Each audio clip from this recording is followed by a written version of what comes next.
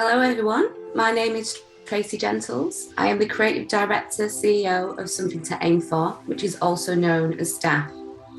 I'm a brown-skinned person with short brown hair, wearing thick rimmed glasses and a green patterned top. I'm sat in front of a white bookshelf with a picture frame on top and a plant, blinds to one side, post-its to the other. My pronouns are she, her.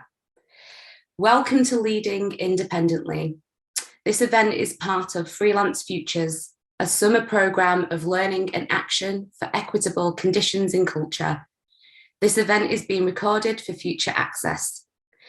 Before we start, we need to outline some access and other important information for today.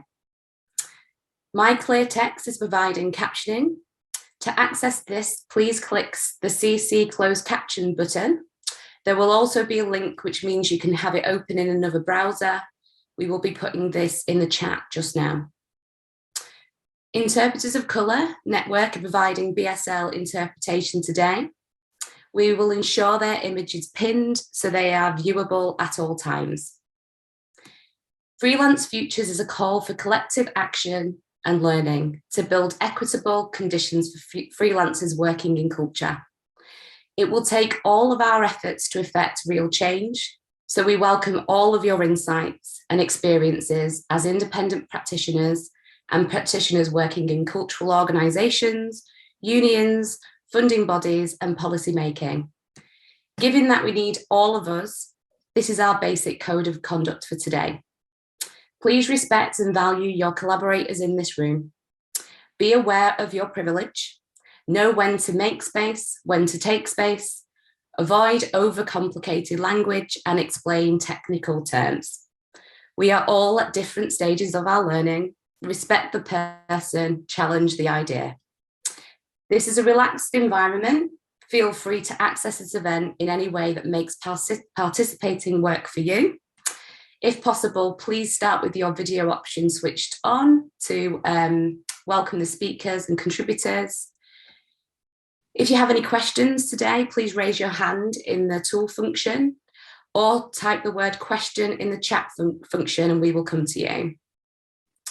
I am totally delighted to be here today to host this event and our speakers, Lora, Emma and Vijay, invited to talk about their own unique approach to exercising leadership without and beyond organisational labels and positions.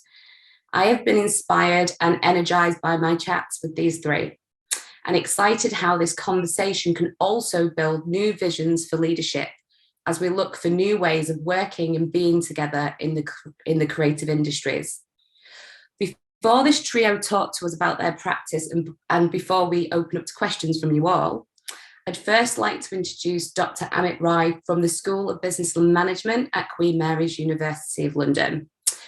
He has been collaborating with the team at Staff upon an action research project called Performing Leadership Differently, which we wanted to bring into this frame today. Amit, I wondered if I could invite you to speak a bit about our research together. Thank you very much, Tracy. My name is Amit S, and I'm a brown-skinned South Asian man with headphones on, a red shirt, and I'm standing in front of a blurry background, a blurred background. I hope you can all hear me okay, yeah?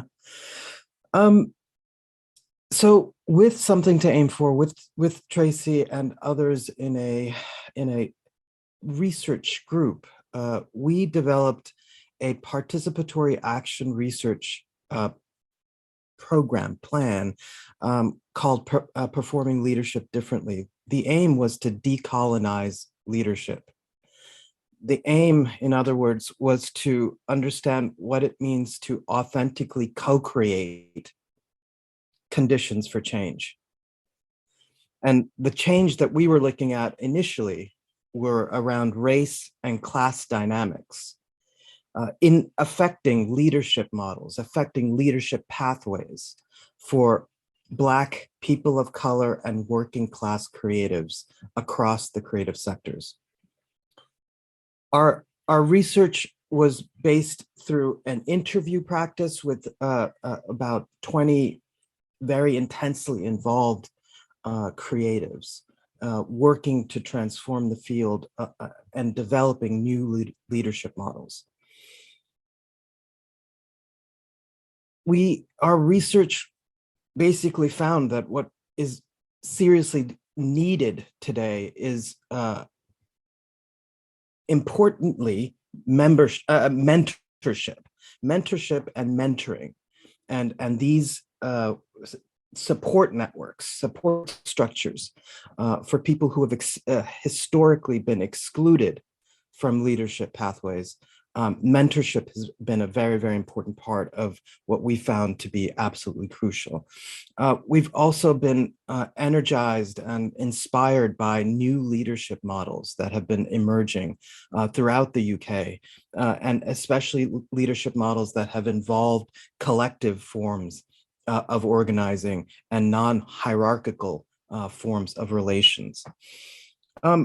The other very big thing that we found is the real need for what we call a kind of big blue sky thinking, a moment to sort of pause, breathe, and to imagine another world together. And this is, I think, part of what we hope to be doing today with all of you. We also have encountered, I am going to stop very quickly, the importance of developing policy that's sensitive to intersectional complexity. Did my internet just go off? No? Is that, I'm still here? Okay, great. So those are some we've been developing with other people, with different groups of people. And so really, really excited to be here. Thank you so much, Tracy, and I'm going to hand it over to Laura. Thanks very much. Thank you, Tracy. Thank you, Amit. Laura speaking. Good morning, everyone. Really lovely to be in your presence. I am a white woman with long brown hair, a brown fringe, and I speak often with my brown eyebrows and my hands. It's an absolute privilege to be here and to have the platform to discuss and hopefully enter in conversation with you all about leadership. Can you hear me? Am I right, Tracy, that I'm starting or passing over to Emma? Yes, just starting with your section. Yeah. Thank you so much. I just also want to acknowledge being in a different space today with a different tech setup, so a bit out of sorts. As I was saying, an absolute privilege to have the space to discuss and enter in conversation with you all about leadership. I am a artist and cultural producer and activist. I work often at the intersection of social and political topics and creativity. And currently I'm part of a theatre company called Global Voices Theatre, which we set up in 2018. It's a female, non-binary, immigrant-led theatre company that introduces international theatre by historically marginalized people in the UK. And as a theatre maker, I often work both with non-professional and professionally trained members of the community. And I recently completed a series of residencies in Europe looking at national identity and belonging through the experiences of first-generation immigrants like myself. And again, really, really interesting to be able to think in advance of this conversation about leadership and what leadership means to me. And because perhaps I have a background in political science, being a self-taught artist, I often start by looking at the terms and the words. And I was struck by my mind going immediately to the independent bit. And I was wondering, what does it mean to lead independently? And what does it mean in my context and in my experience? And can I truly sit here and embody that independence?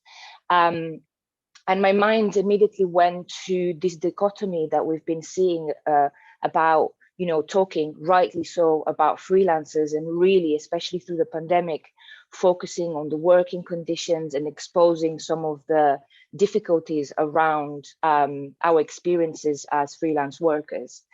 And at the same time, realizing that when I think about leadership and independence and in the context of freelancing, I cannot dissociate that from organizations. And in my experience, I have been freelancing for a number of organizations, and actually having had that relationship has been really key to be able to embody and find my voice and perhaps participate in spaces where having that relationship with organizations and institutions was opening up avenues that perhaps me as a person, me as Lora, I wasn't ready, or perhaps I was thinking that I was not ready. Whereas speaking on behalf of having the values of those organizations as my own was allowing me to step into a more leadership kind of role.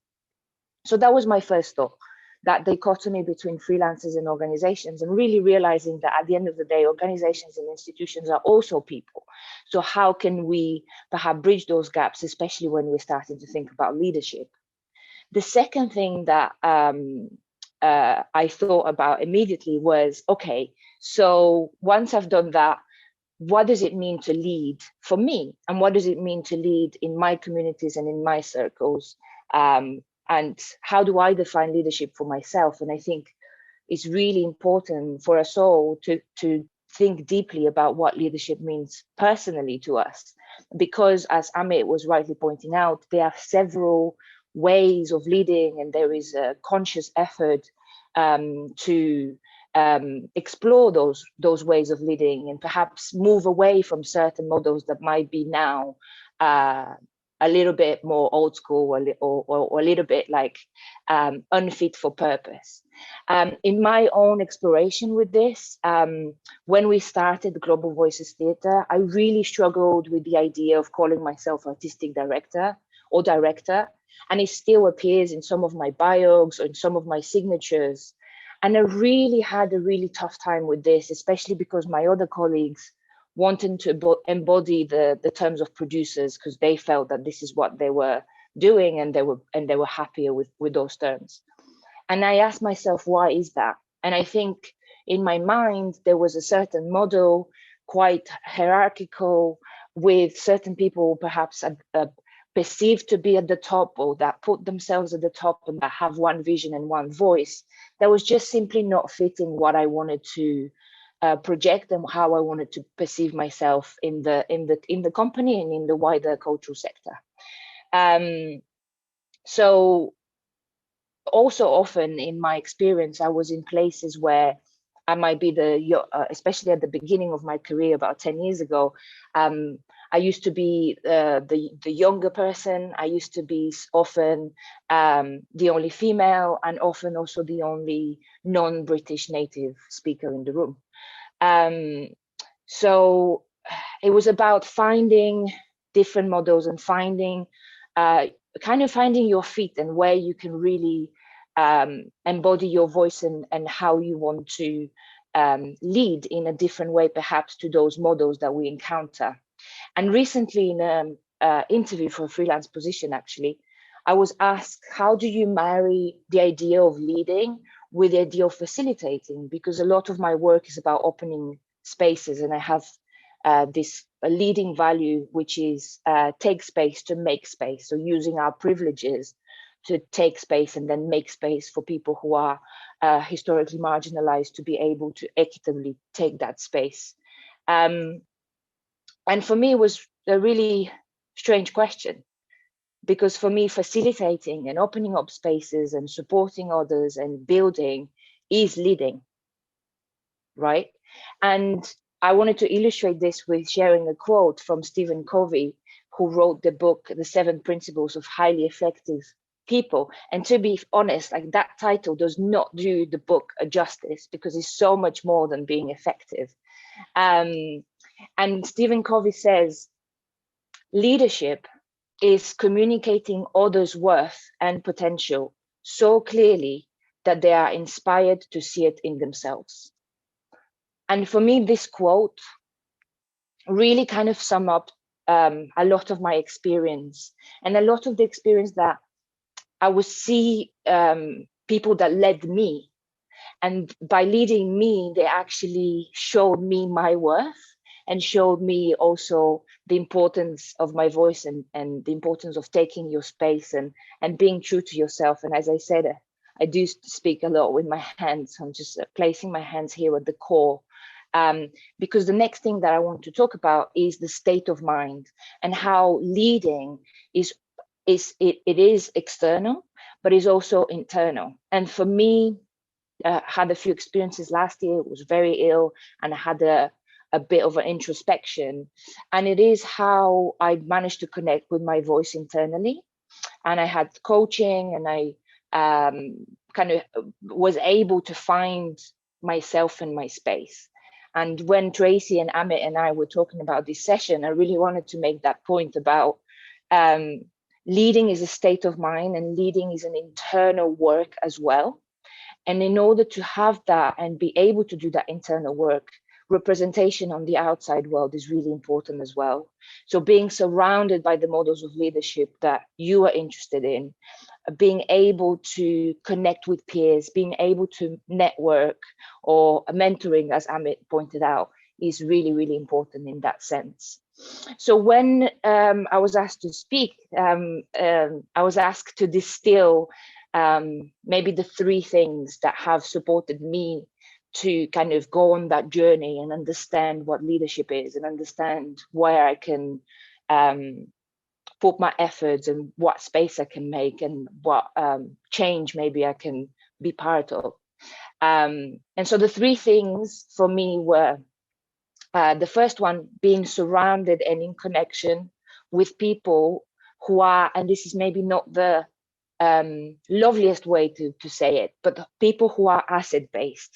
And what I mean by this is that type of leadership that Stephen Covey mentions, is people who see the value in you, people who see the value in their community, rather than people and organizations and ways of thinking that are deficit-based.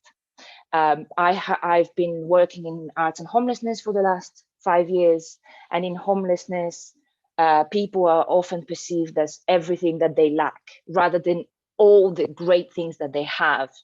And so what was really transformative for me is working in this organization, Arts and Homelessness International, and understanding that asset-based approach and how it can change how you feel working around people that have that approach, and therefore how you can step up into the light, into your sphere of leadership.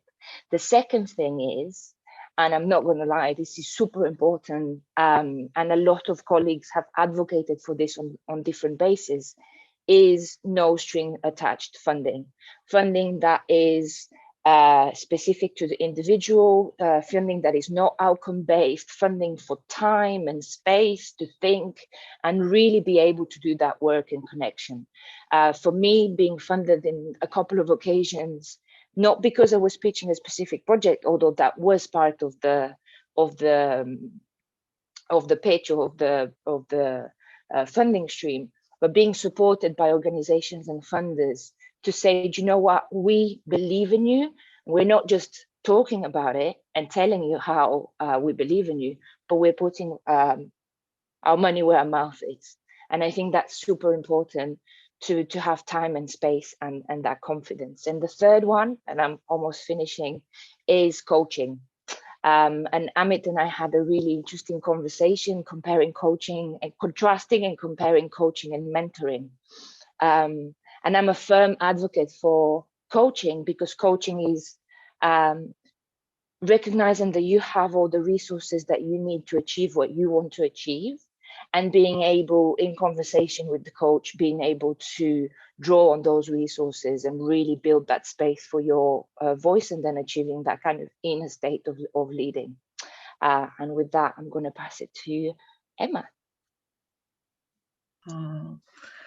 Wow, Laura, that was amazing. Thank you. That's such a lovely way to start my day. I'm really happy to be with everyone today. I feel like, I mean, admittedly, I'm not normally such an early bird, although I do get up early, but I feel like this is such an incredibly inspiring start to my day. So thank you so much. I'm Emma Blake Morsi. I am a Black woman with golden brown twists hair, with gold rimmed glasses. I've got on like a white sleeveless top. You probably can't even see that because my face becomes so much of my screen. But I've also got white walls behind me and bay windows behind as well. And in all honesty, I'm really excited because I'm a multidisciplinary arts producer, which means I basically only work across photography, words, graphics, film, sound, and events. I'm also non-executive director of Vice and Arts Agency and former Bristol City Council's culture board member. And I work a lot in different aspects, but I've been training a lot in creative intersectional environmentalism, following years in STEM, where a lot of my research was consisted of developing a sustainable circular system that repurposed waste substances into new functional materials. That all being said, a lot of the work I do is curiosity-led, and through my work, I challenge approaches to inclusion and innovation in the spaces I work in, which can be often producing work that can be experienced by all, but really, most importantly, gives visibility to and engages those from marginalised groups. And with that, I'm quite passionate about finding those innovative, creative solutions to what a lot of the world's social and sustainable challenges. I think I come from quite an interesting background because I've been freelancing since I was like 16. A lot of my experiences very early, like literally being commissioned for organisations, arts organisations across Bristol, really developed quite a DIY aspect towards my engagement within the arts and creativity, where I was really able to break down the barriers of looking at normal ways of doing things. Because I didn't know what the normal ways of doing things was. I wasn't institutionalized. I was just someone who was super passionate about making art and making stuff that was visible and exciting and engaging. And I knew people had resources and money somewhere, but and I knew that hierarchies existed, but all of that meant very little to me at the time because those around me and myself are basically creating magic from very little. And so already my relationship with the cultural sector was quite independent growing up. Within my career, and a lot of the times it kind of has led me to kind of formulate quite early on, reveal those boundaries and also that understanding of self, and the kind of work I wanted to create and the kind of way I wanted that to kind of develop further, and being quite nitpicky and choosy about what I wanted to do to kind of build up my skill sets, which is actually probably why I'm multidisciplinary now, because I allowed myself to really explore and wasn't necessarily confined by more traditional routes or wasn't necessarily depicted by it, because I'd already done quite a fair bit just from doing and just from really embracing that doing aspect to the creative sector. So a big part of my development has been about rethinking what my definition of success is and kind of have been doing that continuously throughout my career. And part of that has been kind of developing, I guess, for self-reflective prompts to find my own voice, which I kind of talk about. I like do a workshop all on this specifically, but there's 4 different ones, and I kind of wanted to touch a little bit on them because I think it really speaks to how I've developed myself.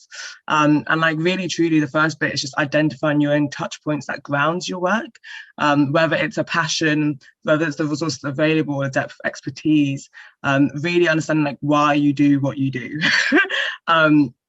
And then through that, the second one is kind of acknowledging that you don't have to sacrifice your identity to talk about it and express the issues that matter to you. You actually need to center it. That's how I found is I've been able to produce the most authentic work, and also the work that often engages or speaks to people is ones which have been built in a really meaningful, authentic way. And really, the third one is also establishing the boundaries and your own professional code of conduct and ethics that you intend to uphold, but also expectations that you kind of show and standards that you show of those you work with and opportunities that you take on. And whilst in some instances that might be considered as like almost a privilege to do quite early on in your career, I actually think it can be quite a leverage because, you know, on understanding your own boundaries, people actually are forced to respect them because of that awareness and that self-awareness and that way you show up. And kind of when you're reviewing your own growth, to the forefront really, by reviewing your own growth it's important to consistently do that, and to re-identify what those successes have been and opportunities for further development within the appropriate timeframes. So really allowing yourself to grow, but then taking stock of that as well as along your journey. So being really embracing the journey, not just the way you're headed. So really just taking sitting with yourself sometimes and being proud of those moments. And I think kind of more recently, some of the work that I've been doing has been incredibly research-led and community-led and co-creative. And this is such a nice balance to a lot of the other things I do. I think what Laura's saying is super important about how almost even with freelancing, there's a real understanding of how a lot of my work is tied to both corporate and grassroots spaces. It's almost hard to detach from the two because it's how much institutions are such an integral part of the culture and creative sector. So more recently, it's been really exciting for me to explore with institutions, but with the root of it being community-led and co-creation. So I've been exploring as part of Bristol and Bath's Creative Research and Development Test Programme, kind of how can we produce inclusive hybrid spaces and how can that be used for bridging the gap between environmental inequality for marginalised people and communities. Really what that means is how can we use offline and online tools, technology, to basically incorporate experiences that can be engaging for those, whether they're in person with you or whether they're at home. And what I've really found from this is this program was a development from another artist residency that I did with Norris Media Centre, which was it was a come together program, and really I was exploring how to create hybrid experiences for in-person virtual attendees and connecting local marginalised people with the already existing network of local outdoor groups, while also illustratively sharing stories of local residents who took part. Part of this was really recognising that the richness of outdoor knowledge within marginalised communities and those barriers that make it historically inaccessible within those Western contexts. And what was really valuable with those spaces is understanding that even attendee evaluations really praised the workshops for its accessibility for both in-person and virtual participants. And this is specifically because of my approach to designing access within my workshops and my experiences, where meeting access needs isn't seen as a challenge, it's a creative tool. And really it's about how can you embed that approach where you're not seeing it as something like a nice to have or something that, adds to your workload. It's like, how can you always play with those dynamics? And kind of playing, like for me, it was about how can you want to deliver an access or hybrid experiences where taking part virtually is just as valuable or possibly even more so than in person. And then also exploring how can we be made more adaptable for various communities, where I was able to kind of almost cross community share my learnings. And so this part of this new test research has been a lot of going to different cities, so going to Birmingham and basically exploring how can I incorporate these learnings that I've developed with the community locally in Bristol, with its own specific needs, with its own interests and its barriers, and make that adaptable for another community. And this is something I could develop with another local person who helped me co-create, or at least influence a lot of the work I had done in Bristol. And I was able to actually just take them with me to Birmingham basically and getting to engage with this whole new community. And this was really an opportunity for connecting marginalised communities who are like-minded, and kind of allowing that cultural exchange of ideas and healing to support that deep connection to nature. And it's something that I really speak about really passionately, because for me, a lot of my work relates to nature, and a lot of it relates to the understanding that people can't just become like activists out of nowhere. That's just not how it works. I feel like the understanding of not only do you historically and just heritage-wise might have deep connections within marginalised communities within the outdoors, but also understanding the context in which people exist today, and understanding like whether it's being complete inner city, time, access, all these variations of barriers that we experience, how in all honesty, it's about creating experiences people can actually pause and rest and have their own personal experiences through that, and allowing that to be an engagement where then they can see the real value of nature and then get to a place where they may want to protect it. So that's something that I've really tried to challenge and trying to find creative ways to allow this to happen more so. But the value in these two programs I've just talked about is that, similar to what Laura said, is that they allowed flexibility within the funding to develop these ideas further.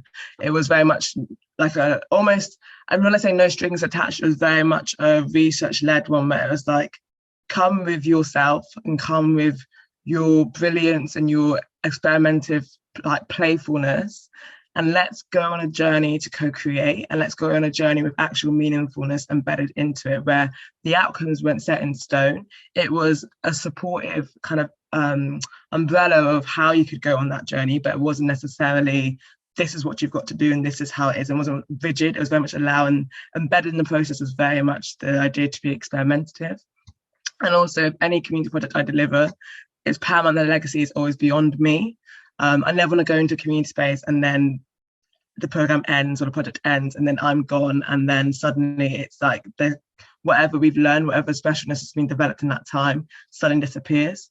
So big part of a lot of the work that I do is about feeding into the wider impact of, by the end of the project, building those people's personal networks and connections and allowing that, or solidifying those networks, so that when I do leave, those like-minded individuals and knowledge of their own local ideas and areas are developed by themselves and with each other, where people who had lived in that area, and even people who had lived in that area actually, after the program had ended, they said that they were exposed to numerous nature reserves and adult collectors and things that they basically were completely unknown to them, but it was on their doorstep. And it was just, for me, like the financial showcase was more about kind of engaging people in a real special way. And for me, just to almost like reiterate, for me, art is a way in which we visualize and we listen and we learn more about ourselves. It's incredibly expressive. It cultivates generations, and it's what we leave behind for those future generations to understand our point in history. And for me, I love the Native American proverb, we do not inherit the earth from our ancestors, we brought it from our children. And I would hate for anyone to assume the work that I do is rooted in optimism for the sake of it, because it's not. It's solutions oriented. It's about effectively utilizing the influence of art, that influence art has on culture, to make the most indigestible, improbable concepts. And part of this is very science heavy movement more accessible.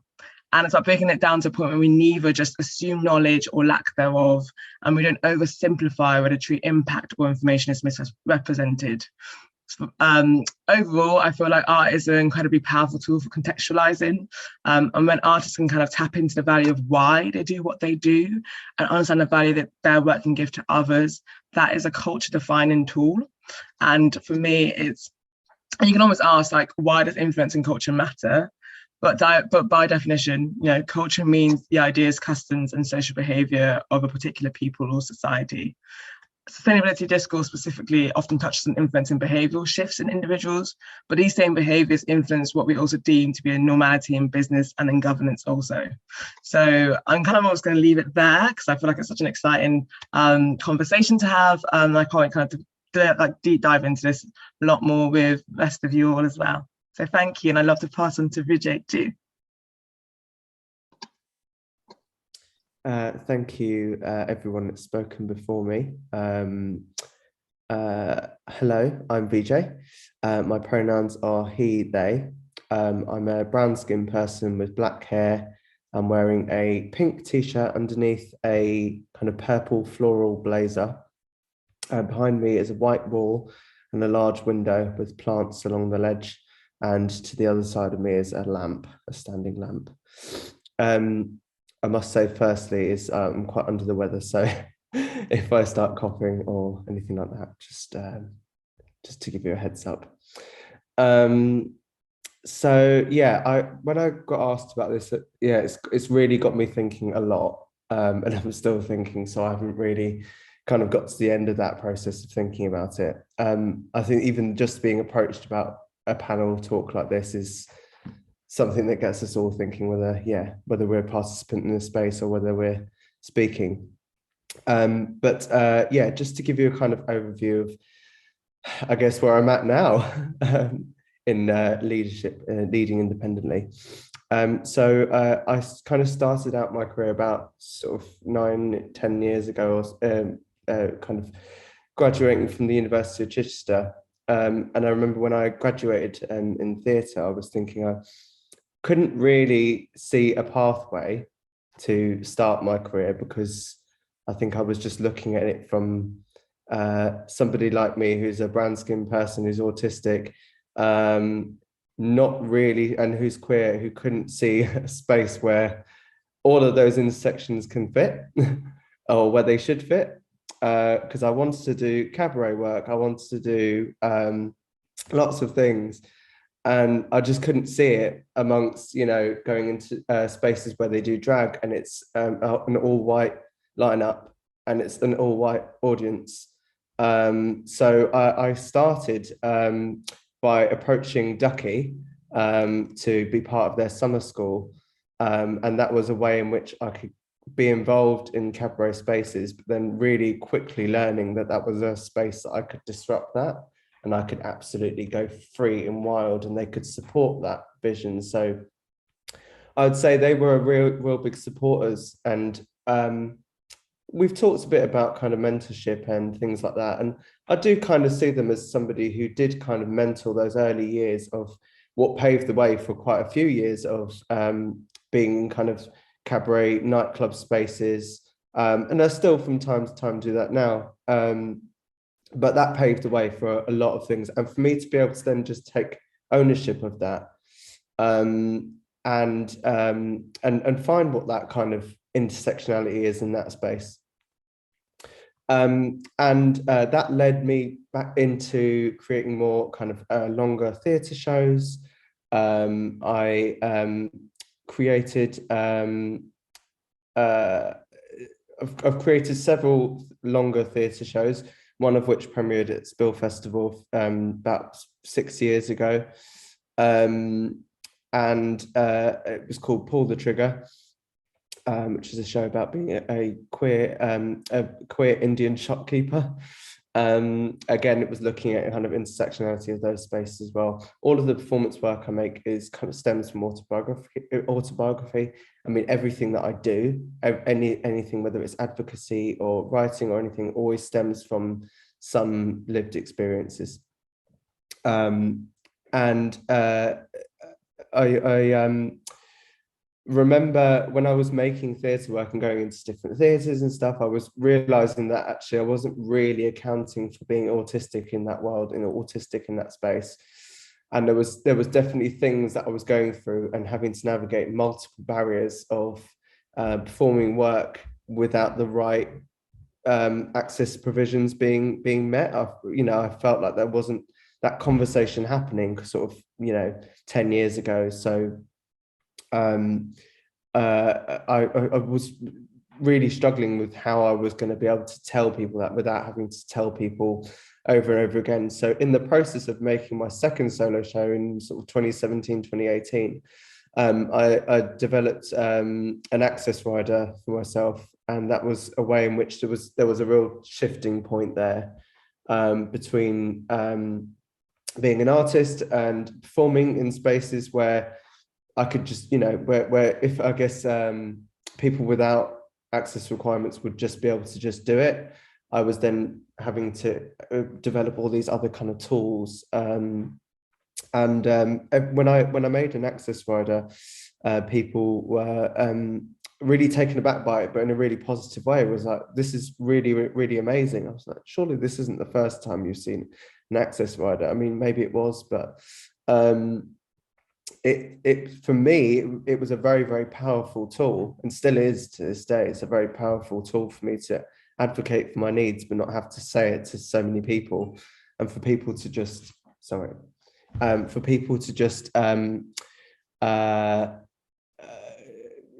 well, I guess, yeah, just read what I need and center that throughout a project before a project started, so we're not having to go through the barriers and challenges during a project, and it's not when things have gone wrong. And so that was during the process of making a second solo show, and I was touring that with this access rider in place and trying to work out how these two things sit alongside. So how we go venue to venue, how the access rider gets circulated, making that kind of mechanism work. So I guess in terms of, yeah, there was a growth there in terms of me having to kind of work out additional mechanisms around an artistic practice, around a freelance artistic practice. And up until COVID, I was kind of touring and making solo work and doing all of that stuff. And then COVID happened, and I got lost again. It did feel like I'd gone back to square one again. back to when I graduated, and I was like, well, I don't really know where I'm going to go now, because I can't see where I fit now. It wasn't until the freelance task force in the sort of summer of 2020, when I was asked to join the freelance task force, that I have found another way of kind of advocating, which was not just for myself, but actually all of the other neurodivergent people in the sector. How can I hold space for them? Not speak over them, but I don't know, create a vehicle for them to be able to speak into, or create something for them to share what their thoughts are. So in the freelance task force, along with an incredible artist called Ray Young, I created an open letter to arts organisations which was advocating for better working conditions for neurodivergent freelancers, which had a signatory thing at the end, and wasn't like something that was, this is everything you need to know about supporting neurodivergent freelancers. Actually about committing to working better with neurodivergent freelancers. And some of the things I always think about when it's coming about doing things better, it's about talking to people in your local area, it's about talking to other neurodivergent people. There are hundreds and hundreds and hundreds of thousands of people you can talk to. That was, I guess, another shift towards being an advocate. Again, all of these shifts happened, and I just trusted my instincts and trusted my gut about following these pathways. Nothing I've ever done to get to where I am now has been by following a recipe book, because there was no recipe book for someone like me as an intersectional person. There isn't one. I can't follow a pathway. I've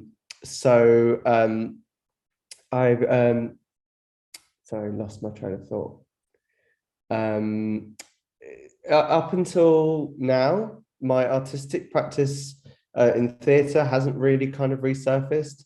I was very grateful to get commissioned from Unlimited last year to start developing a new show, but I'm still finding the barriers to getting back to being an artist very, very challenging. And there's a lot of rawness there at the moment, so I'm not going to go too deeply into it. I'm still working. Oh, well, the most important thing for me right now is this work that I'm doing with Colchester Arts Centre and Anthony Roberts at Colchester Arts Centre, where I'm working as a freelancer, as a thinker in residence with the Arts Centre. And for me, this is about something we were talking about earlier. I can't remember who mentioned it, but about bridging this gap between organisation and freelancer. Where I work as a freelancer, but with the organisation, there's a lot of support. It's a very long-term project. It's not like coming in for consultancy for just a few days. This is like 6 to 12 months of work, which not only provides sustainability, financially and for work, and being able to do something for a long period of time as a freelancer, which is really, really needed for any freelancer. The kind of security, some sort of security in a kind of post, but also the fact that thinker in residence title we just thought up. There isn't a kind of hierarchical structure that we followed. There isn't anything that necessarily, it may be done before in a slightly different way, but this relationship between myself and the Arts Centre is completely unique. That I've never had with other organisations before.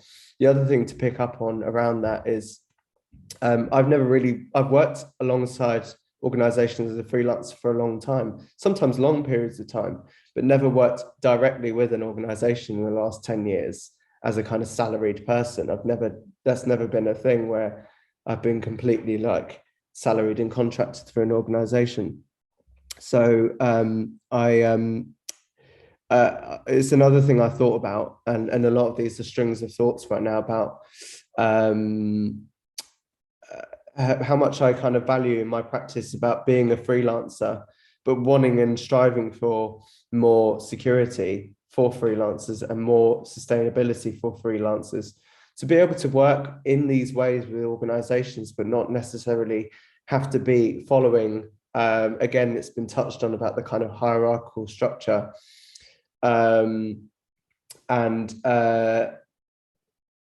Yeah, I think for me, it's always been, throughout all of my work, it's always been about using my work and my personal experiences to create more spaces for more freelancers to get involved. Otherwise, yeah, it's not been about getting from here to here for myself. It's about community. It's about building kind of systems where we can all kind of talk together and build each other up. That's just very much where I want to be. Yeah, I think that's all for me. I probably missed quite a few things, but I'm blaming the cough. Thanks, everyone. I mean, that was so great to hear just all of you speak. I really want to throw it open to some questions. So I don't think we've got any at the moment. So if you do have any, please do put them in the chat or raise your hand on the tool. What I was hearing there was a lot about you building the context of around your work to be able to do the work. Is that so? You're sort of there's an internal and there's that external kind of change going on at the same time as you're building your careers, which was just really great.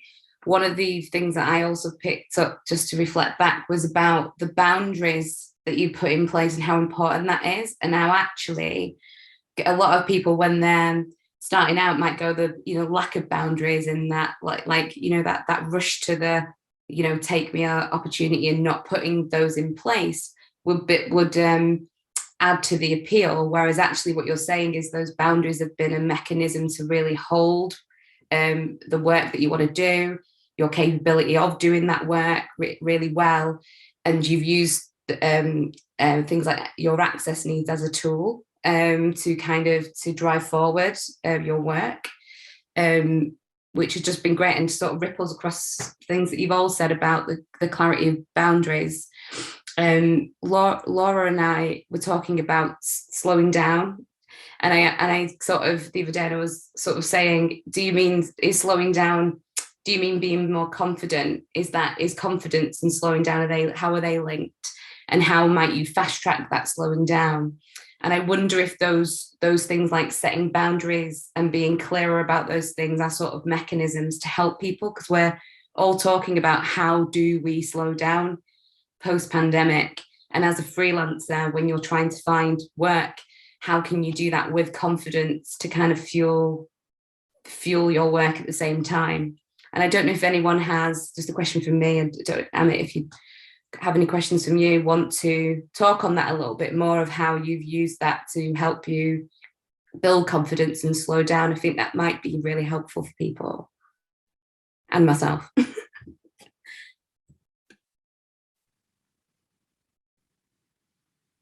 anyone want to pick that up? I've got loads of questions actually, but if no one does, that's such a reflection. Repeat the question one more time. Yeah, I was wondering, like, you're all talking about using boundaries within your work to really to fuel the work. And I wondered if those boundaries have been a mechanism to help things like slowing down and being clearer and being more confident in your work, and how those are linked.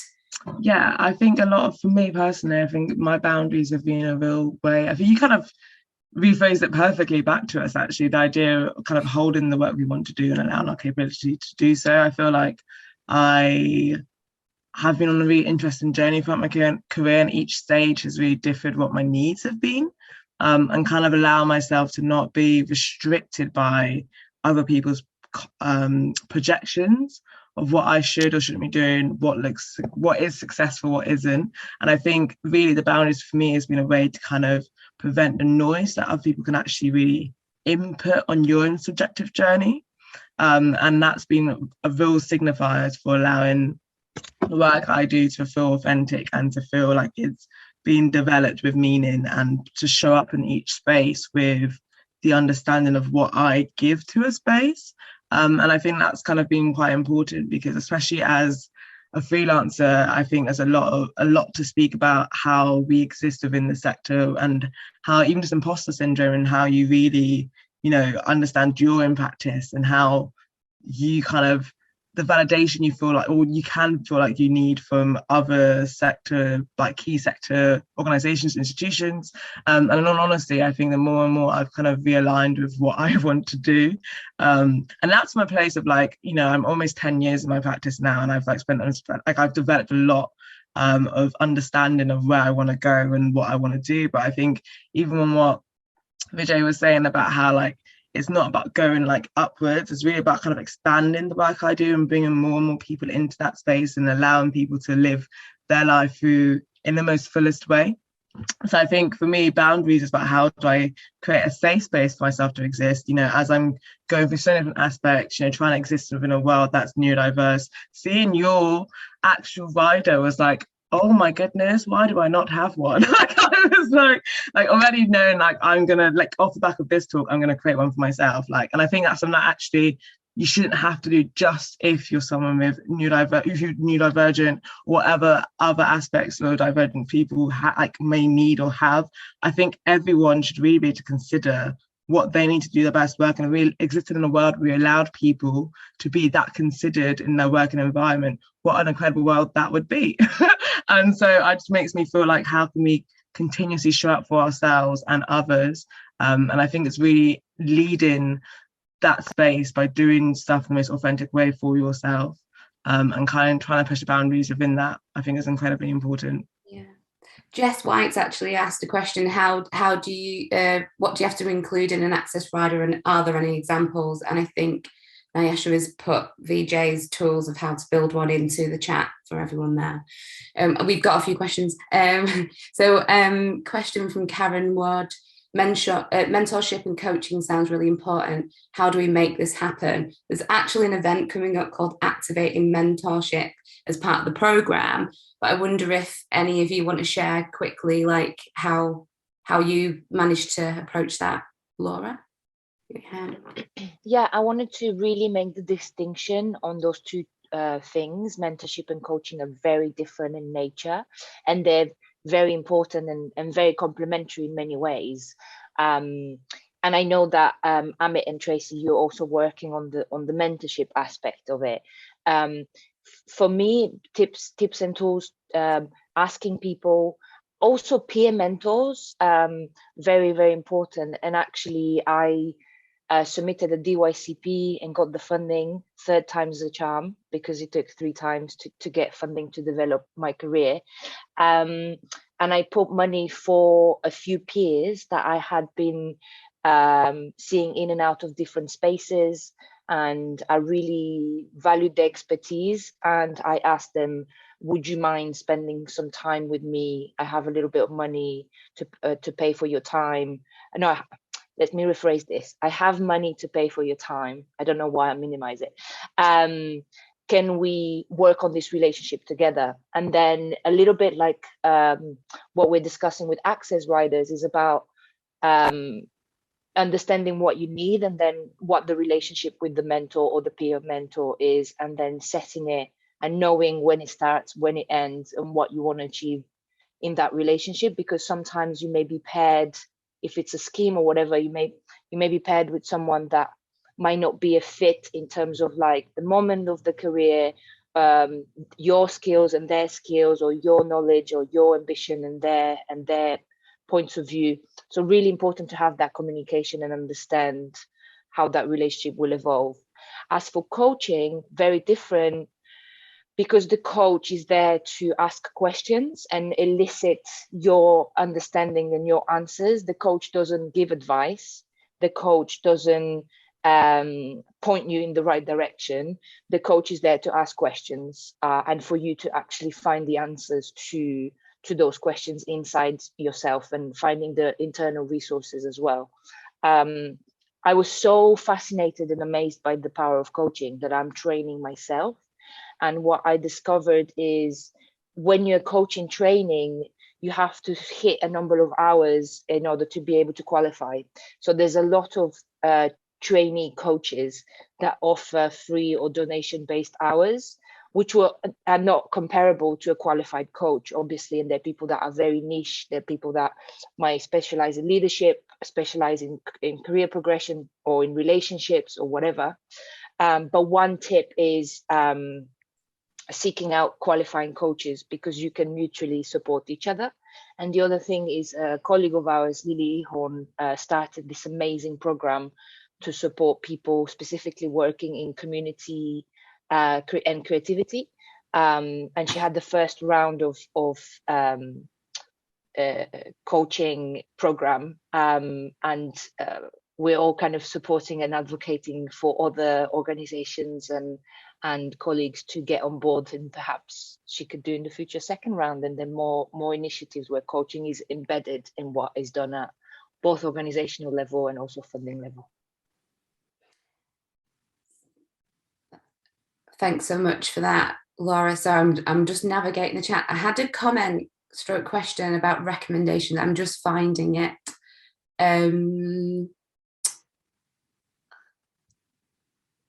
From Claire Gulliver, can Freelance Futures make recommendations? Can we recommend that ACE repeats a small non-strings attached grant scheme like in the pandemic?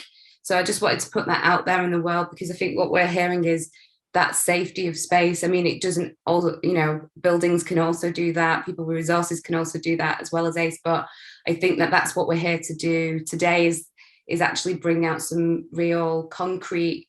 We all talked about what might be useful now, because I think we're the time for meditating on the issues. I mean, we're really aware of what those are, but what you've been able to articulate really excellently, all of you, is actually tangible things that we can do in ourselves, or things that we can seek, or things that other people can do to make conditions for freelancers better, and the conditions for leadership and those new models of leadership possible. I think we're 15 seconds off the end of this event, so I have to close there. But if anyone has any more questions, please reach out on socials, #FreelanceFutures. I'll field any questions there. Just wanted to thank our speakers today, Amit, Vijay, Emma, Laura, Access Provision. Please do check out the rest of the programme. We're really excited this week. It's really gathering momentum. Thank you for coming this morning. Have a great day. Thank you so much. Thank you. Thanks, everyone.